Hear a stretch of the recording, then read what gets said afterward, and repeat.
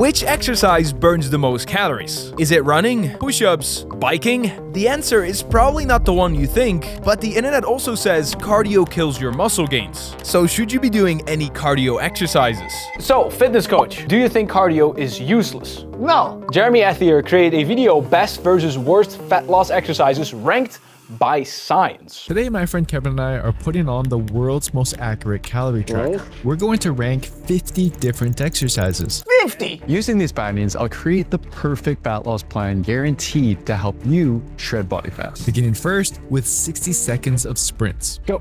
Because the workouts are so intense, Kevin was already starting to feel it before the 60 seconds were finished. If you want to burn calories, you should be able to do the exercise for a longer period of time, longer than 30 seconds. Very good. You did one sprint, he's done.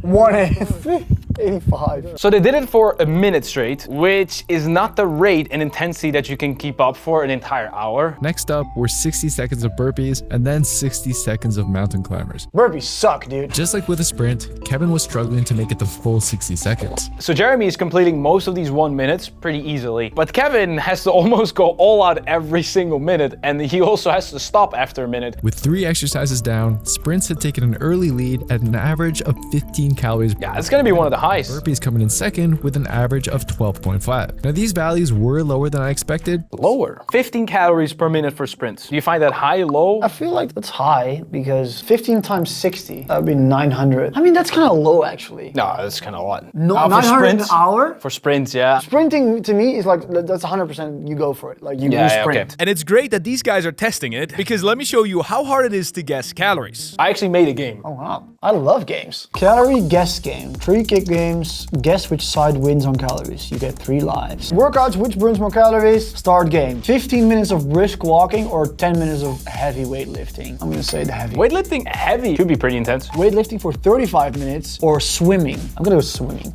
Has to be. No, there's no way. Easy cycling or a dance workout? Yeah, but close. A hit circuit or burpees for 25 minutes? Has to be Yeah, burpees. easy. 30 minutes of Pilates or 5 minutes of jump roping? 30 minutes versus 5. It's gotta be Pilates. It has to be Pilates, right? It is. 10-minute rowing machine or 15-minute dance workouts? Oh, I'm gonna go rowing machine. Well, I got wrong. 25 weightlifting heavy or 25 minutes of light jogging. I'm gonna go light jogging. You just died. I just died again. So if I want to help Kevin build a program that burns a ton of calories without feeling like he's dying, we're gonna have to keep searching. Fortunately, we still have 47 exercises left to test.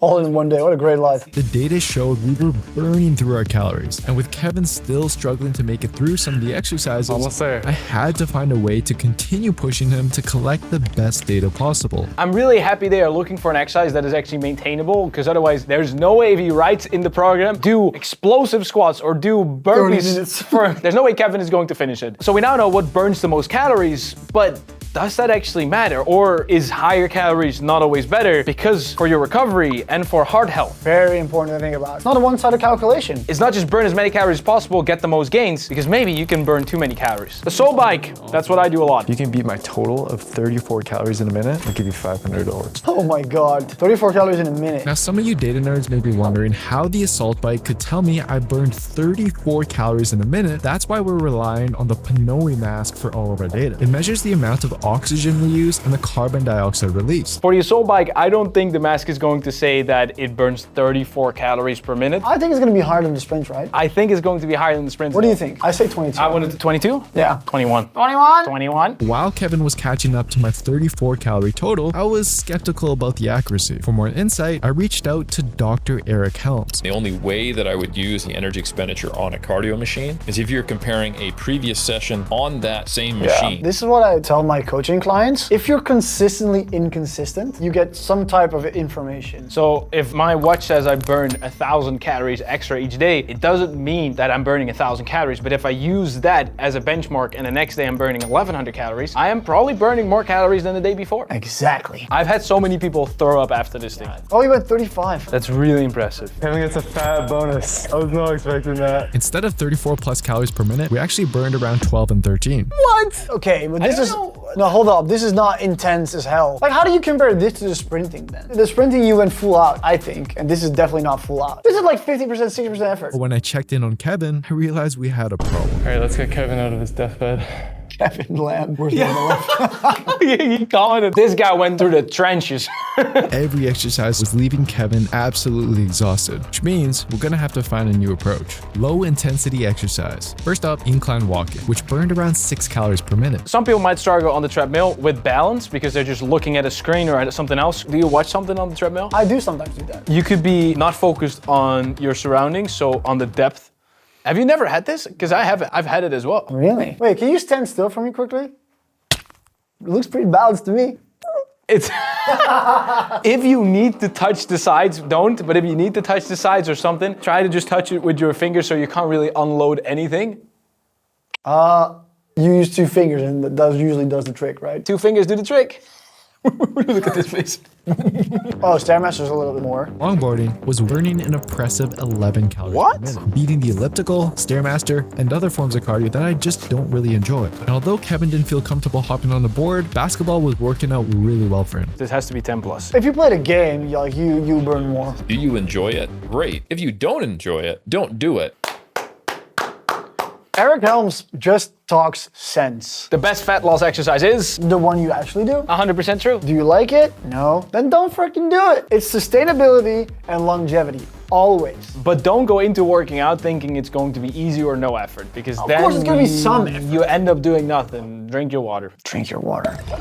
And after catching our second wind with low intensity, we moved into strength training. I'm excited to see this strength training. Surprisingly, unless the weights got really heavy, strength training was burning significantly less calories than cardio. I would say that's unsurprisingly. Yeah, yeah. Not to mention, we could just barely make it to a minute on most exercises. Yeah, a minute doing an exercise, that is true. Strength training is even higher intensity than many forms of high intensity cardio. You're typically doing 5 to 12 reps. I do have to say, if I try to hit around 10 reps on a leg exercise, my heart rate will have shot up to 150, 60. But then it goes down quite fast. This guy is just dead. I feel sorry for him. That's a tough day. Big respect to Kevin for putting himself out there and helping to provide this great information to the world. We also tested abs exercises like crunches, which ended up burning the fewest calories of all the exercises we've tested so far. It's so funny that a lot of people still believe that doing crunches actually loses weight in the ab area. A lot of beginners start doing ab exercises because they want abs and they think it will burn fat in the ab area. I'm sorry to say it, but these are the least effective exercise to do if you want to get fit. Abs are not that big of a muscle, and the way you train them most of the time is by laying on the ground. So you're not really active, and maybe more importantly, you can't just burn fat only on one place. I would say bodyweight exercise might actually be the more intense ones because they all require a little bit more total body. Talking to Eric, I realized that just testing exercise to create an optimized workout wasn't going to be enough. It turns out what we do outside of the gym can have a far greater effect when it comes to fat loss. A lot of people try to fix in 1 hour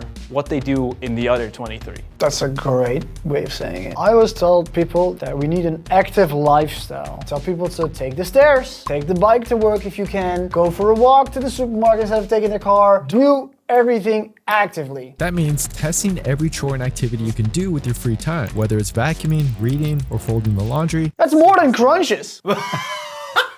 Vacuum is better than crunches, confirmed. Testing average calories burned standing, sitting while fidgeting, and sitting while playing a video game. I was sitting while fidgeting, burning more calories than standing. Because standing doesn't require a lot, it's just you're standing still. You're not moving your body. You let gravity hold yourself to the ground, but then fidgeting is like you move a lot of your hands and like you play around. Yeah. Just walking outside burned an impressive 6 calories per minute for Kevin. Although that's almost a third of what he burned doing sprints, I'm pretty sure he'd much rather go for a 30-minute walk than suffer through 10 minutes of sprints. Yeah, I mean, that's exactly it. The one thing I still haven't found out at testing was a high calorie burning exercise that Kevin actually enjoyed. Beginning first with boxing, medicine ball slams. Nobody enjoys medicine balls. I was about to say, they're trying to look for something that he enjoys, which most of the time comes down to a sport. If he likes basketball, they already found it, but apparently he doesn't like basketball, maybe. You know what's incredible how much burns off energy is playing chess. You can burn up to 6,000 calories a day. I don't believe that. I mean, the argument with chess is obviously that it requires so much deep thinking that it burns a lot. To test this claim, Kevin and I will be playing a game of high stakes checkers. If Kevin beats me again, he's getting a $1,000 bonus. The checkers match was neck and neck, with Kevin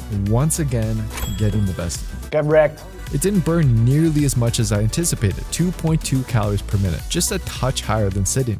Yeah. What exercise do you think burned the most calories? Will we see something higher than sprints? You said sprints, so I mean... So your number one all-time highest calorie burning exercise? Sprints? Boxing. Oh, wow. Sprinting, boxing, and the devil's press burn more calories than any other exercise. Ultimately, it's about finding the workouts that you enjoy and can stick with in the long run.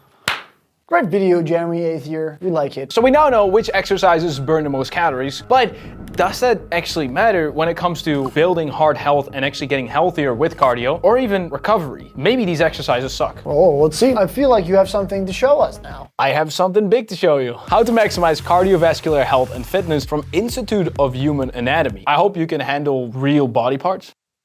Hey, yo. Cardiovascular diseases are the leading cause of death globally. And yes, one can greatly reduce the risk of cardiovascular disease with cardiovascular exercise. But what is the best type of cardio? Is it zone 2 steady state? Is it short, high intensity intervals? Is it VO2 max training sessions? Or is it a combination of all of them? Damn, this guy has bright teeth. A moderate level of intensity, often referred to as zone 2, which equates to about 60 to 70% of your max heart rate. The best athletes in the world are training zone 2 cardio, which is basically what he's doing right here. You can talk while you're doing it. You have some conversation. And this is because your body can actually recover from this and build on top of this without gassing out. So you can spend hours in zone 2 without your body really being like, hey, recover more. This builds your health, this builds your stamina, this builds your heart. But you can push yourself harder than that. Yeah, of course, with zone 3, 4, and 5. And now let's discuss the other type of cardio training that takes our cardiovascular health and fitness even further. And that is VO2 max training intervals. VO2 max is the maximum amount of oxygen that you can consume during exercise. This sucks hard. Yeah. This sucks hard. I've done it. Sucks. Kind of think of VO2 max specific training as taking your heart strength to the next level. So what he's saying basically means if you have a great VO2 max, nobody can break your heart.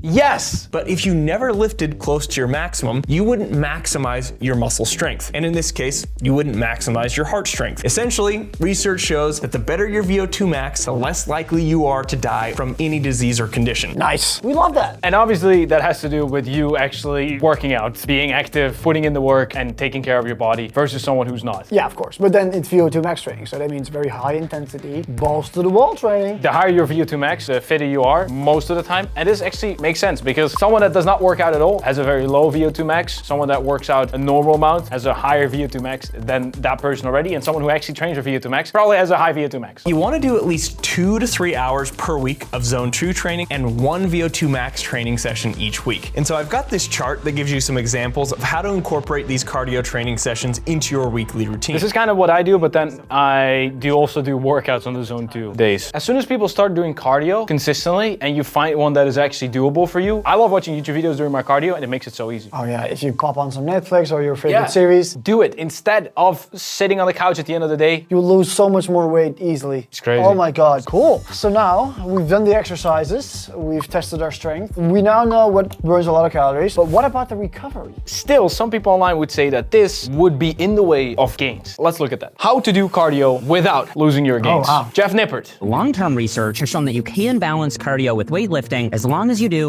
these 3 things. Eat enough protein. Eat enough protein? For sure. It's gotta be one of the things. But it's crazy that people really thought this, that as soon as you do anything cardio, it will burn muscle. But that's crazy because the only thing your body will really notice is that your heart rate is going up. Let's look at what Jeff says. Let's see what Jeff says. You do your cardio after weight training or at a separate time. This is something we tell our viewers a lot of the times. If you do cardio before you're lifting, it impedes on the lifting. If you're already gassed out by doing cardio, you're gonna push less weight because you're tired. Monitor your strength. If you notice it dropping, you might be overdoing cardio. But most importantly, even if there's a little interference, you'll still make great gains as long as you're lifting consistently, sleeping well, and eating enough. So we've seen the exercise that burn a lot of calories. We've seen how it actually works and what type of cardio you need to build great cardiovascular health. And then we saw how you can combine it with making gains. So the question is answered, yes.